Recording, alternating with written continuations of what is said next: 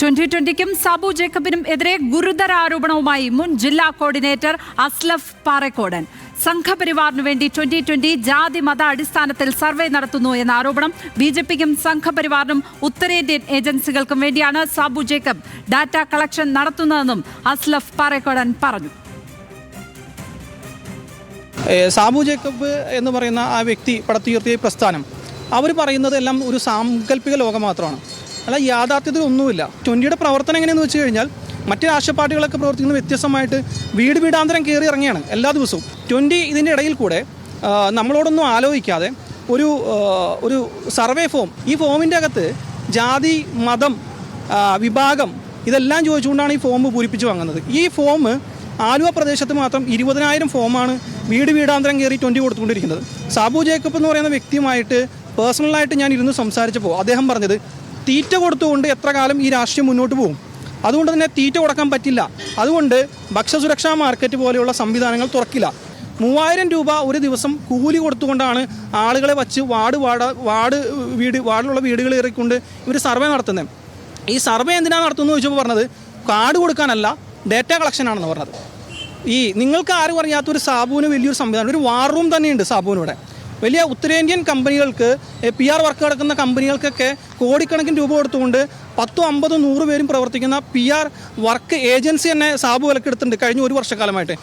ആലുവ മുനിസിപ്പാലിറ്റിയിൽ മത്സരിക്കും, നെടുമ്പാശ്ശേരിയിൽ മത്സരിക്കും, ചൂർണിക്കരയിൽ മത്സരിക്കും, എടത്തല പഞ്ചായത്തിൽ മത്സരിക്കും, അതുപോലെ കിഴുമാടിൽ മത്സരിക്കും എന്ന് പറഞ്ഞത്.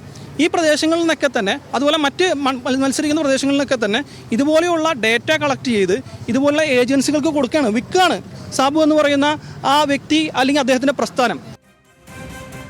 വിവരങ്ങളുമായി സൈഫുനിസ അലിയാറാണ് ചേരുന്നത്. സൈഫുനിസ, ഗുരുതരമായ ആരോപണങ്ങളാണ് സാബു ജേക്കബിനെതിരെ ഉയർത്തുന്നത്.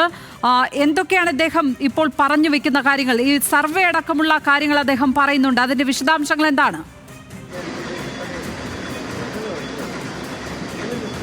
ലക്ഷ്മി പത്മ, ഇന്നലെയാണ് അഡ്വക്കേറ്റ് അസ്ലഫ് പാറേക്കാടൻ 2020യുടെ ജില്ലാ കോർഡിനേറ്റർ സ്ഥാനം രാജിവെച്ചത്.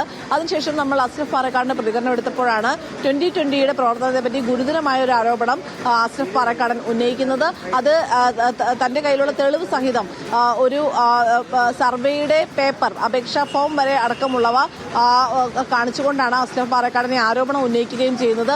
2020യുടെ കുടുംബ സർവേ എന്ന പേരിൽ ഒരു ഫോം അടിച്ചിറക്കുകയും ഇത് വീടാന്തരം കൊടുത്ത് 3000 രൂപ ശമ്പളത്തിന് ആളുകളെ നിർത്തി ഇത് വീടാന്തരം കൊടുത്ത് പൂരിപ്പിച്ച് മേടിക്കുന്നു എന്നുള്ളതാണ് ഇപ്പോൾ അസ്ലഫ് പാറേക്കാട് ഉന്നയിക്കുന്ന ആരോപണം. സാബു എം ജേക്കബ് ഇത് നടത്തുന്നത് ബിജെപിക്കും സംഘപരിവാറിനും ഒപ്പം തന്നെ ഉത്തരേന്ത്യയിലെ വിവിധ ഏജൻസികൾക്കും വേണ്ടിയാണ്, പ്രത്യേകിച്ച് സംഘപരിവാറിനും ബിജെപിക്കും വേണ്ടിയാണ് എന്നും അസ്ലഫ് പാറേക്കാടൻ പറയുന്നുണ്ട്. ജാതിയും മതവും എഴുതാൻ ആവശ്യപ്പെട്ടുകൊണ്ടുള്ള ഒരു പേപ്പറാണ്. അതായത് കൃത്യമായ കണക്കുകൾ, എത്ര പേര് ഈ ജാതിയിലുള്ളതുണ്ട്, എത്ര പേര് ഈ മതത്തിലുള്ളതുണ്ട് എന്നുള്ളത് കൃത്യമായി ആലുവ, ഇടത്തല, അങ്ങനെ പല സ്ഥലങ്ങളിലായി കേരളത്തിലുടനീളം ഓരോ വീടുകളും കയറിയിറങ്ങി, വാർഡുകൾ തോറും കയറിയിറങ്ങി ഈ സർവേ തയ്യാറാക്കുന്നു. അത് ഉത്തരേന്ത്യൻ ഏജൻസികൾക്ക് വിൽക്കാനായി ഒരു വാർ റൂം തന്നെയുണ്ട്, അതിനുവേണ്ടി പ്രത്യേകം സൈബർ വിംഗ് ഉണ്ട്, PR ടീമുണ്ട് എന്നൊക്കെയാണ് അസ്ലഫ് പാറേക്കാടൻ ഉന്നയിക്കുന്ന ആരോപണം.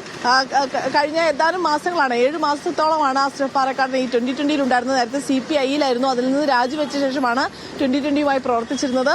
ഈ കഴിഞ്ഞ കോലഞ്ചേരി നടന്ന കൺവെൻഷനിലടക്കം അസ്ലഫ് പാറേക്കാടൻ പങ്കെടുക്കുകയും ചെയ്തിരുന്നില്ല.